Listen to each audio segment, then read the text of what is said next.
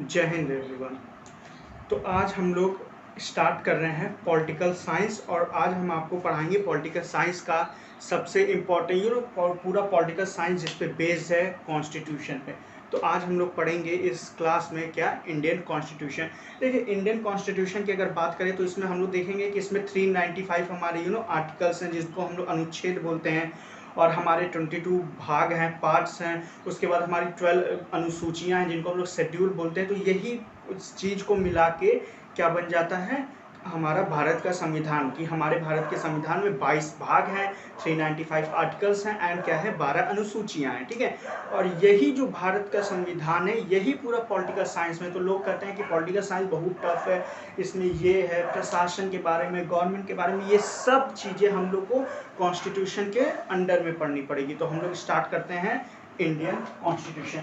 देखिए, पहले तो इस क्वेश्चन भी ये आता होगा कि इंडियन कॉन्स्टिट्यूशन मतलब बना कैसे, या फिर किस एक्ट के तहत ये सब बना। तो ये सब की जानकारी हम लोग आपको क्या देंगे, बाद में देंगे। क्योंकि अगर अभी हम आपको बताने लगेंगे तो वो चीज़ कॉन्स्टिट्यूशन से पहले का हो जाएगा ना। पहले आपको इसकी पूरी बारे में जानना होगा, कॉन्स्टिट्यूशन के अंदर है क्या चीज़ें, कह क्या रही हैं कॉन्स्टिट्यूशन में। हमारा भारतीय संविधान हमसे क्या कहता है, हमें क्या क्या शक्ति, पावर, या हमें क्या क्या अधिकार देता है, हमसे क्या क्या अधिकार लेता है। तो ये सब हम लोग पढ़ेंगे इंडियन कॉन्स्टिट्यूशन। तो पहले तो नॉर्मली सब जानते हैं कि हमारा भारत का संविधान कब लागू हो हुआ था। तो हमारा भारत का संविधान लागू हुआ था 26 जनवरी 1950 में। तो हमारा भारत का संविधान लागू हुआ था 1950 में। लेकिन एक क्वेश्चन ये भी पूछा जाता है कि जो हमारा भारत का संविधान का जो प्रारूप है, मतलब जो उसका एक स्ट्रक्चर है, फॉर्म है, जो स्ट्रक्चर उसका है, वो कब बिल्ड हुआ था, वो कब बना था। तो वो बना था 26 नवंबर 1949 को, ठीक है। तो 26 जनवरी 1950 को तो हमारा संविधान लागू हो गया था। मतलब इसके बाद से हम लोग क्या कर रहे थे, संविधान के हिसाब से चलने लगे थे, संविधान को मानने लगे थे।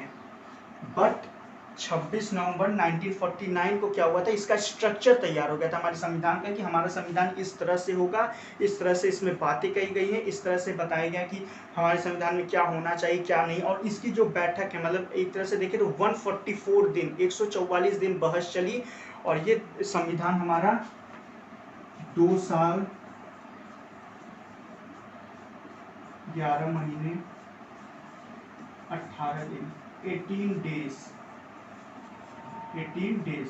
तो 2 साल 11 महीने 18 दिन लगे थे इस संविधान को पूरी तरह से बनाने में। इस संविधान को बनाने में बहुत लोगों का योगदान है, जैसे कि डॉक्टर भीमराव अंबेडकर हो गए, डॉक्टर BN राव हो गए, और फिर डॉक्टर राजेंद्र प्रसाद हो गए। इसमें महात्मा गांधी का भी थोड़ा बहुत कंट्रीब्यूशन है। जैसे जब आप आर्टिकल, अभी कॉन्स्टिट्यूशन, इंडियन कॉन्स्टिट्यूशन पढ़ेंगे तो उसमें आर्टिकल 40 आता है, आर्टिकल 40 आता है, ठीक है। आर्टिकल 40 में बताया गया ग्राम पंचायत, जो पंचायत चुनाव वगैरह होता है, ये सब क्या आइडिया किसने दिया था, तो ये सब का आइडिया महात्मा गांधी ने दिया था। तो ये मतलब बहुत लोगों का कंट्रीब्यूशन है इंडियन कॉन्स्टिट्यूशन में। बट सबसे ज़्यादा कंट्रीब्यूशन है डॉक्टर भीमराव अंबेडकर का, और उनका जो कंट्रीब्यूशन है वो एक तरह से देखिए तो लोक हित में, इसलिए डॉक्टर भीमराव अंबेडकर को कहा जाता है फादर ऑफ कॉन्स्टिट्यूशन। की इंडियन कॉन्स्टिट्यूशन के फादर, इंडियन कॉन्स्टिट्यूशन के जनक कौन है, तो डॉक्टर भीमराव अंबेडकर हैं। बाकी सलाहकार थे BN राव, इंडियन कॉन्स्टिट्यूशन के सलाहकार थे। तो सलाहकार बहुत लोग थे, महात्मा गांधी के भी कुछ सलाह थे जिसको लोगों ने माना। तो ये है हमारा इंडियन कॉन्स्टिट्यूशन, ठीक है। तो अभी देखिए, इंडियन कॉन्स्टिट्यूशन कहेंगे, इससे पहले एक बड़ा कैबिनेट मिशन बना था। उससे पहले 1942 का भारत छोड़ो आंदोलन जब चालू था, तब से सोचा जा रहा था भारतीय अपना संविधान ऐसे बनाएंगे। कुछ चीज़ें हम लोग आयरलैंड से लिए, USA से, कुछ जैसे जो हम लोग के मौलिक अधिकार वगैरह है, ये सब USA से लिया गया है। जो राष्ट्रपति का, जो उपराष्ट्रपति का पद है वो USA से लिया गया है, राष्ट्रपति का पद ब्रिटेन से लिया गया है। इसलिए देखेंगे तो राष्ट्रपति का जो हमारे यहाँ पद है, सेम वहाँ पे उनके यहाँ उनकी जो क्वीन है उनका पद है। तो हमारा संविधान एक तरह से देखा जाए तो अपने से ही बना, बट कुछ कुछ देशों से थोड़ा बहुत लेके भी हमारे संविधान को पूरी तरीके से उसके स्ट्रक्चर को क्या किया गया, फॉर्म किया गया, उस स्ट्रक्चर को तैयार किया गया। और 26 जनवरी 1950 को बता दिया गया, हमारे संविधान को लागू कर दिया गया कि आज के बाद से हमारा कोई धर्म नहीं, आज के बाद से हमारा पहला धर्म है हमारे संविधान का धर्म। हमें अपने संविधान के हिसाब से भारत में रहना है। अब संविधान ये क्यों बनाएंगे, देखिए इसका एक सिंपल सा कारण है। पहले क्या था, संविधान नहीं था तो लोगों को क्या कहा जाता था, लोगों को कोई चीज़ को समझाने के लिए क्या किया जाता था, तो उनको धर्म से डराया जाता था। तो पहले क्या था, एक भगवान का डर दिखाया जाता था, जिससे व्यक्ति लोग क्या करे, अपने आप को संभाल सके। बट धीरे धीरे व्यक्ति मॉडर्न होने लगा, उसको लगा अरे जो होगा चलो भगवान अगर कुछ मुसीबत देगा भी तो ऊपर जाके देगा ना, यहाँ तो काम करते हैं। अब वही चीज़ का मॉडर्न रूप आया है भारतीय संविधान। पहले हम लोग को डराया जाता था कि अगर तुम ये गलत काम करोगे तो ऊपर वाला तुम्हें क्या करेगा, दंड देगा, लेकिन अब आ गया है उसकी जगह मॉडर्न रूप देखेंगे तो 302 आ गया है। आप किसी की हत्या करते हैं आईपीसी 302 के तहत आपको जेल में डाल दिया जाता है। तो यही संविधान यही है कि लोगों पे नियंत्रण रखने के लिए, लोगों को उनके अधिकार से वो वंचित ना हो जाए, उसके लिए संविधान बनाया गया। तो अगर संविधान हम लोग के लिए, अगर हम लोग सही से रहेंगे तो संविधान हमारे लिए यूजफुल है, बट अगर हम लोग उसी का एक गलत वे में इस्तेमाल करेंगे तो संविधान हम लोग के लिए बहुत खतरनाक। तो संविधान में अभी देखा जाए तो इन प्रेजेंट में हम लोग देखेंगे तो 395 अनुच्छेद हैं। अनुच्छेद को बोलते हैं आर्टिकल। तो 395 क्या है, आर्टिकल है। 22 क्या है, भाग है, भाग को बोलते हैं पार्ट, और 12 अनुसूचियां, अनुसूचिया को बोलते हैं शेड्यूल। तो अभी हमारे प्रेजेंट कॉन्स्टिट्यूशन में 395 आर्टिकल है, और आपको ये पॉलिटिकल साइंस में कुछ नहीं पढ़ना होता। पॉलिटिकल साइंस सबसे इजी रहता है, कुछ नहीं, बस आपको ये 395 आर्टिकल पढ़ना हो, कुछ नहीं पढ़ना है। आप 395 आर्टिकल पढ़ लिए, 22 भाग पढ़ लिए। जब 395 आर्टिकल पढ़ लेंगे तो 22 भाग अपने आप पढ़ लेंगे, फिर 12 शेड्यूल अनुसूची है वो पढ़ लिए, तो उसके बाद आप कहला जाएंगे कि आप भी हैं जानकार किसके, पॉलिटिकल साइंस। और मैं रियलिटी बताऊं, अगर आप ये जो अनुच्छेद हैं 395 आर्टिकल से, इसको अगर आप लोग ध्यान से एक बार पढ़ लेते हैं तो उसके बाद अगर डॉक्टर भीमराव अंबेडकर जैसा भी कोई व्यक्ति आके आपसे कुछ संविधान रिलेटेड कोई क्वेश्चन पूछे तो आप कभी नहीं फंसेंगे, आप कभी फंस ही नहीं सकते। चलिए आज हम लोग स्टार्ट कर देते हैं क्या, अब इंडियन कॉन्स्टिट्यूशन। तो देखिए इंडियन कॉन्स्टिट्यूशन में 395 आर्टिकल्स हैं।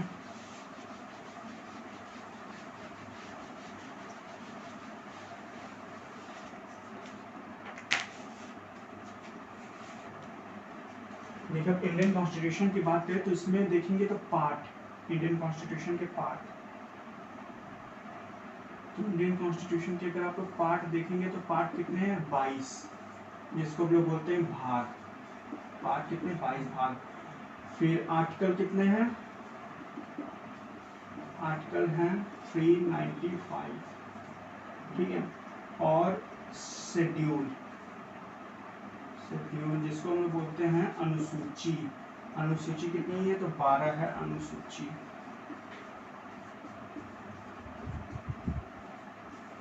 अनुसूची ये कितनी है, तो ये 12 है। तो इसमें 22 भाग है, 395 आर्टिकल है, और क्या है, 12 अनुसूचियां हैं हमारे इंडियन कॉन्स्टिट्यूशन में। तो हम लोग शुरू से पढ़ते हैं। आर्टिकल 1 क्या कहता है, आर्टिकल 2 क्या कहता है, आर्टिकल 3 कहता है, और फिर उस हिसाब से हम लोग क्या करेंगे, इसको पढ़ेंगे, ठीक है।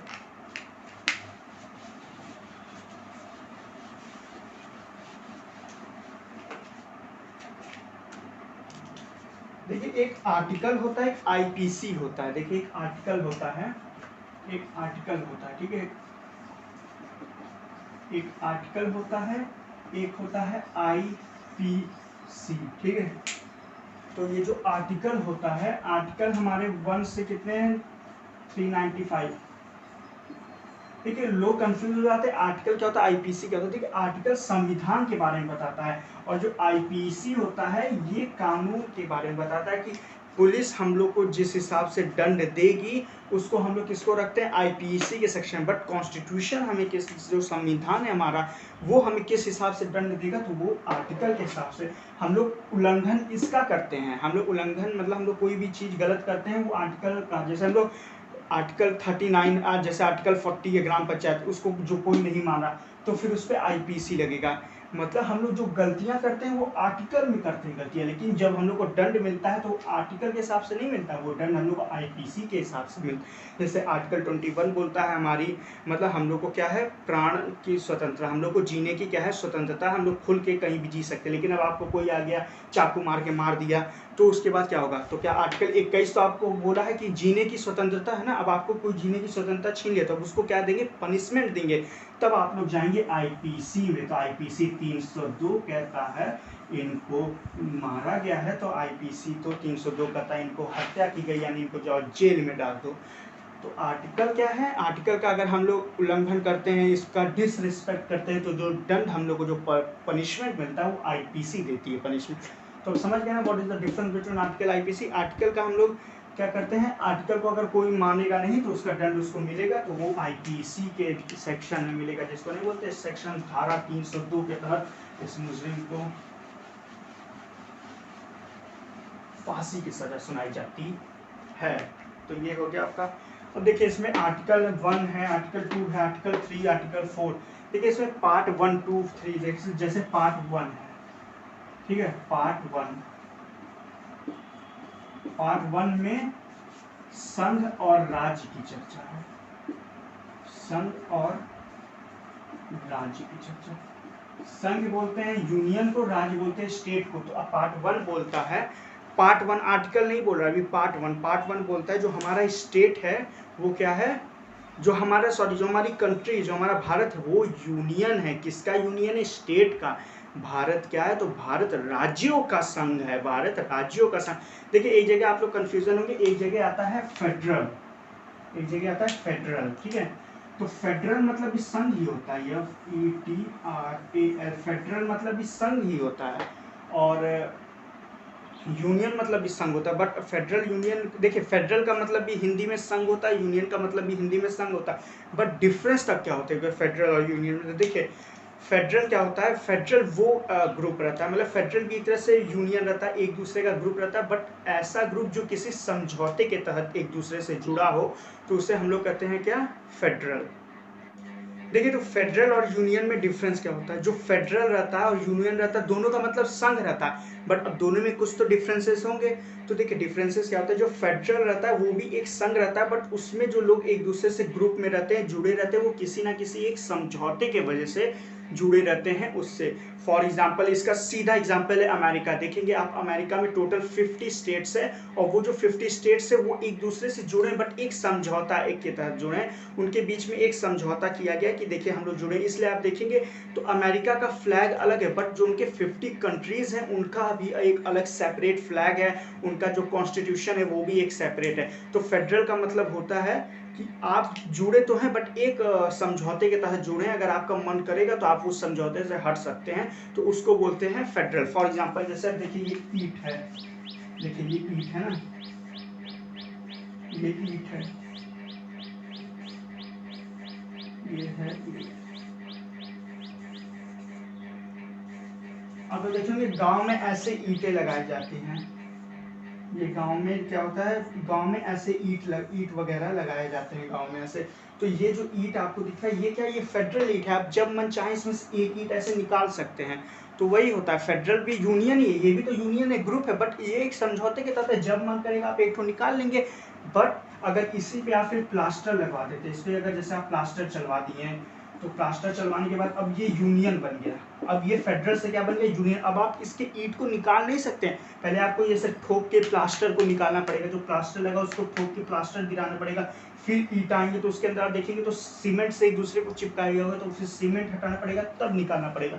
तो वही होता है डिफरेंस बिटवीन यूनियन और फेडरल में। होते तो दोनों संघ हैं, बट फेडरल एक समझौते के तहत जुड़ा है, जब चाहे मन आप उसको निकाल सकते हैं, बट जो यूनियन है उसको नहीं। इसलिए जो भारत है वो राज्यों का फेडरल नहीं, वो राज्यों का यूनियन है। भारत राज्यों का संघ है, बट यहाँ संघ इंडिकेट कर रहा है as a union, not a federal. क्योंकि अगर फेडरल रहेगा तो भाई कोई भी अपनी मर्जी से कुछ मनमानी कर ले। जम्मू कश्मीर जो इस समय, अब तो भाई 370 हट गया, जब पहले 370 था चाहता तो वो भी तुरंत हट के कर देता, हम नहीं, हम पाकिस्तान में मिलना चाहते, चाइना में मिलना चाहते हैं। ऐसा नहीं, अगर वो फेडरल में रहता तो कर सकता था, क्योंकि वो एक समझौते के तहत जुड़ा। और ये जो फेडरल चीज़ें होती हैं ये पढ़े लिखों के बीच में होती है, अनपढ़ों के बीच में फेडरल नहीं होता था। तो हमारा जो भारत है वो क्या है? हमारा जो भारत है वो यूनियन है, राज्यों का यूनियन है। इसमें कोई भी देश, कोई भी जो स्टेट है वो अपने मर्जी से बाहर नहीं निकल सकता कि अरे हमें भारत में नहीं रहना है, भारत वाले ही गलत कर रहे हैं, हमें चलो हम निकल लेते हैं। पता चलो नीचे हैदराबाद है, हैदराबाद कर दिया, हमें भारत में रहना ही नहीं है, हमें अलग देश बनाना है। भाई साहब इतने बड़े कंट्री के बीच में छोटा सा देश कैसे बनेगा? इसलिए जो बड़ा सोच समझ के संविधान वालों ने बनाया, संविधान वालों ने साफ साफ कर दिया कि जो हमारा स्टेट है वो फेडरल नहीं है, वो यूनियन है। ठीक है, तो समझ गए डिफरेंस बिटवीन क्या होता है फेडरल यूनियन। फेडरल मतलब भी संघ होता है, यूनियन मतलब भी संघ होता है, बट जो उसके मायने होते हैं वो अलग होते हैं। तो समझ में आया what is the difference between federal and what is the difference between union. Federal एक समझौते के तहत रहता है, बट यूनियन मतलब आप एक बार जुड़ गए तो जुड़ गए, तो ये होता है। ठीक है, तो जो पार्ट 1 में बोलता है कि संघ और राज्य, मतलब कि जो भारत है वो क्या है? स्टेट का यूनियन है। भारत क्या है? स्टेट का यूनियन है। तो इसमें पार्ट 1 में 4 आर्टिकल आते हैं। पार्ट 1 में 4 आर्टिकल आते हैं। आर्टिकल 1, आर्टिकल 2, आर्टिकल 1 क्या कहता है? आर्टिकल 1 क्या कहता है? तो आर्टिकल 1 वही कहता है जो अभी हम आपको चिल्ला चिल्ला के समझाएं। आर्टिकल 1 कहता है कि जो भारत के स्टेट्स हैं, जो भारत के राज्य हैं, वो क्या है? वो एक संघ है। भारत के राष्ट्र जो स्टेट हैं तो वो क्या है? एक संघ है ना, यूनियन है। भारत के जो स्टेट्स हैं वो क्या है? यूनियन है, फेडरल नहीं। तो आर्टिकल 1 में ये कहता है, ठीक है। अब आता है आर्टिकल 2। आर्टिकल 2 क्या कहता है? आर्टिकल 2 कहता है, देखिए एक क्वेश्चन इसमें, देखिए आर्टिकल 1 में क्वेश्चन और आता है कि ठीक है भाई, हम मान लिए कि भारत क्या है? वो राज्यों का संघ है। भारत क्या है? वो क्या है? स्टेट का यूनियन है। भारत क्या है? राज्यों का संघ है, ठीक है। लेकिन हम लोग को पता कैसे चलेगा कि हमारे भारत में कितने स्टेट हैं? जैसे अब कोई बाहर से आया, कोई ब्रिटेन से आया, जॉन्स चेम्सफोर्ड, वो आके भारत में आए, कहे कि हमें भारत की किताब दो, हमें संविधान की किताब दो, हमें संविधान पढ़ना, तो हम लोग दे दिए। तो उसमें कहाँ ये लिखा? तो संविधान पढ़ा तो कहा ठीक है, ये हम समझ सकते हैं कि जो भारत है वो राज्यों का क्या है? संघ है। बट आप में कितने राज्य हैं, आपके भारत में कितने राज्य हैं, ये हमें कैसे मालूम चलेगा? तो ये आर्टिकल 1 में ही जब आप पढ़ेंगे तो फिर आर्टिकल 1 ही आपको फॉरवर्ड कर देगा अनुसूची में, शेड्यूल में, कि शेड्यूल 1 में बताया गया है कि हमारे कितने स्टेट हैं, कितने यूनियन टेरिटरीज हैं। तो आर्टिकल 1 जब पढ़ेंगे तो आर्टिकल 1 में फिर नीचे लिखा रहता है कि अगर स्टेट के बारे में जानना है तो आप फॉरवर्ड हो जाइए अनुसूची में। जैसे आप लोग कभी कॉल लगाते होंगे कस्टमर केयर में, तो नहीं कस्टमर केयर का कॉल होता, अब आपके कॉल को फॉरवर्ड किया जा रहा है, तो वही अनुसूची 1 भी बोलता है। आर्टिकल 1 बोलता है कि आप पढ़ लिए कि भारत क्या है? राज्यों का संघ है। अब आपके कॉल को फॉरवर्ड किया जा रहा है किसमें? अनुसूची में, शेड्यूल में। कि अब आप शेड्यूल में जाके देख लीजिए कितने स्टेट हैं जो कि यूनियन के रूप में भारत से जुड़े हैं, कितने टेरिटरीज हैं जो यूनियन के रूप में भारत से जुड़े हैं।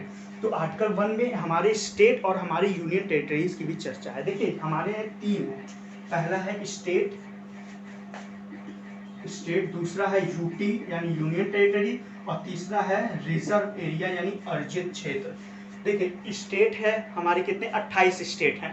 यूनियन टेरिटरीज कितने? तो यूनियन टेरिटरीज इस समय 8 हैं यूनियन टेरिटरी। तो आप लोग सोचेंगे ठीक है, स्टेट तो भाई हम जानते हैं 28, यूनियन टेरिटरीज भी जानते हैं। आरए क्या है? तो आरए होता है यानी रिजर्व एरिया यानी अर्जित क्षेत्र। तो मतलब हमारे संविधान वालों ने ये अर्जित क्षेत्र भी एक बना दिया। फॉर एग्जांपल जैसे भी आप देखेंगे तो पाकिस्तान के साउथ वेस्ट में बलूचिस्तान है, वहाँ पे विद्रोह हमेशा चलता है कि हमें पाकिस्तान के साथ नहीं रहना, हमें पाकिस्तान से अलग होना। अब भारत अगर जाता है तो बलूचिस्तान वालों से कहता है कि चलो एक काम करो, तुम भारत में मिल जाओ। तो बलूचिस्तान वाले कहते हैं ठीक है हम भारत में मिल जाते हैं। तो क्या भारत डायरेक्ट उनको स्टेट में जगह दे देगा? डायरेक्ट उनको 28 में दे देगा यहाँ पे स्टेट में जगह? भाई साहब अगर स्टेट में जगह दे देगा, पता चला बलूचिस्तान वाले हैं तो पाकिस्तानी है, कब अपना रूप दिखाएं? परसों जिस दिन स्टेट में दिया 2 दिन बाद पता चला बम फोड़ दिए, तो नाम तो आएगा कि नाम तो फिर पाकिस्तान का हट जाएगा, नाम तो आएगा भारत में ही गृह युद्ध हो गया, भारत के स्टेट ही आपस में लड़ गए। तो उसीलिए पहले क्या किया जाता है? बलूचिस्तान को बुलाया जाता है, देखो हम तुम्हें मिला रहे हैं लेकिन पहले तुम्हें हम लोग आरए यानी रिजर्व एरिया अर्जित क्षेत्र में रखेंगे। किस में रखेंगे? रिजर्व एरिया अर्जित क्षेत्र में।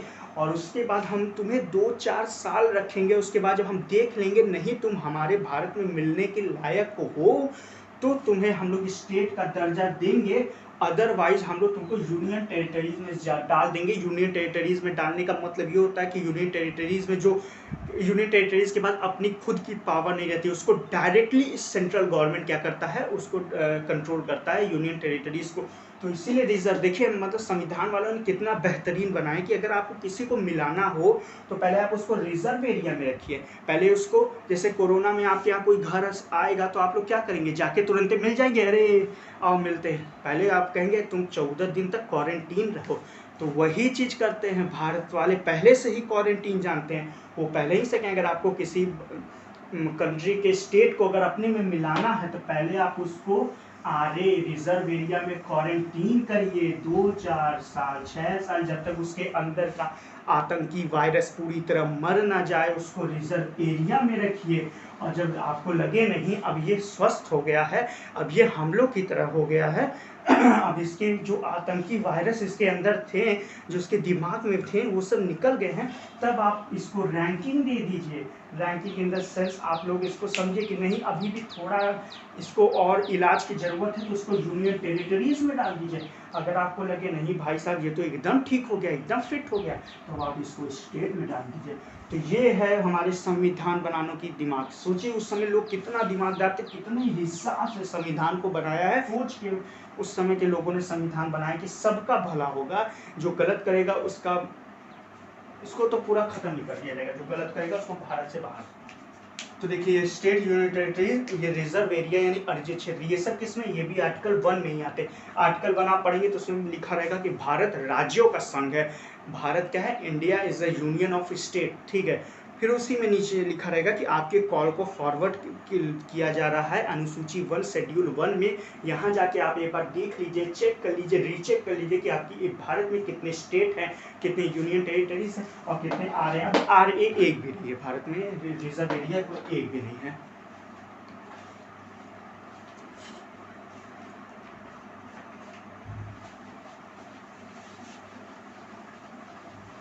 अब सेकंड आता है आर्टिकल 2, ठीक है। आर्टिकल 2 क्या कहता है, देखिए आर्टिकल 2 बोलता है, आर्टिकल सेकंड में ये कहा गया है कि अगर कोई भारत के बाहर का कोई भी राज्य है, कोई भी स्टेट है, अगर वो अपनी कंट्री जिस कंट्री का है, जैसे फॉर एग्जांपल चाइना के सिंजियांग प्रदेश है वेस्ट साइड में, वहाँ पे मतलब युगर मुस्लिमों पे बड़ा अत्याचार होता है, तो अगर सिंजियांग प्रदेश चाहता है कि नहीं हमें चाइना में नहीं रहना, हमें भारत में मिलना है, तो आर्टिकल 2 कहता है कि भारत के जो संसद हैं वो राष्ट्रपति की अनुमति से किसी भी बाहर के स्टेट को भारत में मिला सकते हैं। किसके परमिशन से, राष्ट्रपति के परमिशन से वो भारत में किसी भी स्टेट को क्या करते हैं, मिला सकते हैं। और इसका सबसे बढ़िया एग्जांपल आप देखेंगे तो सिक्किम, देखिए 1959 में क्या हुआ था, 1959 में चाइना ने तिब्बत पे कब्जा किया, तो वहाँ 1959 में चाइना ने क्या किया, तिब्बत पे कब्जा कर लिया, ठीक है। अब जो तिब्बत के लोग थे उनको भेज दिया, कुछ लोगों को जैसे ऊपर भेज दिया कि तुम जाओ रसिया, कुछ लोगों को नॉर्थ कोरिया, साउथ कोरिया, कुछ लोगों को भारत, कुछ लोगों को म्यांमार, तो मतलब एक ही फैमिली के 4 लोगों को अलग अलग जगह फेंक दिया। तो नीचे था इधर सिक्किम, तो सिक्किम भी डर गया था कि अरे भाई कहीं हम पे भी कब्जा करना कर ले, तो सिक्किम 1974 में भारत के पास आया, 1974 में भारत के पास आया कि अरे भारत जी भैया हमके बचा लीजिए, नहीं तो चाइना हम के पकड़ लेगा, अगर हमको पकड़ लिया चाइना तो हमारे लोगों को भी इधर उधर फेंक देगा, छितरा देगा। तो भारत ने कहा ठीक है, हमारे तो भाई हमारी संस्कृति है वसुदेव कुटुंबकम, आ जाओ तुम भी, बट तुम अभी कहाँ रहोगे, तो तुम अभी रहोगे रिजर्व एरिया में, अर्जित क्षेत्र में अभी तुम रहोगे। उसके तो फिर सिक्किम का ठीक है, हम अभी अर्जित क्षेत्र में रहते हैं, अगर हम आपको लगता है कि हम आपके लायक है तो हमें मिला लीजिएगा। तो पहले उसको रखा गया रिजर्व एरिया में, तो यहाँ आर्टिकल ला दिया गया आर्टिकल 2A। आर्टिकल 2A के तहत सिक्किम को एज अ सहराज, मतलब सहराज के रूप में, मतलब कि क्या सहराज मतलब एक स्टेट के रूप में ना यूज करके उसको मतलब बोला गया कि ये अभी भारत का एक पार्ट है, बट हम लोग इसको एक स्टेट का दर्जा नहीं दिया, ये भारत का नॉर्मली एक पार्ट है, तो उसके रूप में किया गया और आर्टिकल 2A लाया गया। बट इसको देखा, फिर भारत ने देखा नहीं सिक्किम के लोग भाई ठीक है, अच्छे हैं, तो अगले ही साल 1975 में देखिए ये 35वां संविधान संशोधन करके सिक्किम को 1974 में एज अ सह राज्य जोड़ा गया था, as a part of India जोड़ दिया गया था। बट 1975 में 36वां संविधान संशोधन करके सिक्किम को पूरी तरह भारत में जोड़ दिया गया और ये आर्टिकल 2A को खत्म कर दिया गया। कहा गया कि नहीं अब सिक्किम भी क्या है, हमारा राज्य है, हमारा स्टेट है।